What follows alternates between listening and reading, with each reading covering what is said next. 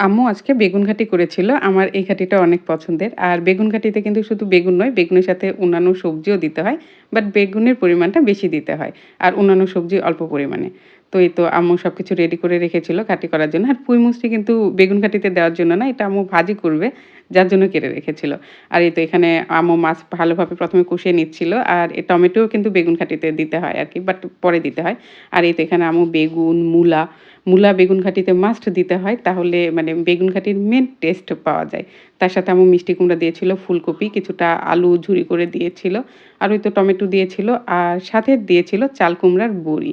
সবগুলো আম্মু ভালোভাবে কষিয়ে নিয়েছিল। তারপর ওই তো ওইভাবে ঘেঁটে নিচ্ছিল ডাল ঘুটনি দিয়ে। এদিকে বেগুন ঘাটি কিন্তু হয়ে গেছে। বেগুন ঘাটি হয়ে যাওয়ার পর আম্মু কিছুটা জিরা গুঁড়া উপরে দিয়ে রেখেছিল। আর এই তো জিরা গুঁড়াটা আমি ভালোভাবে সব বেগুন ঘাটিতে ভালোভাবে মিশিয়ে নিলাম, মিক্সড করে নিলাম।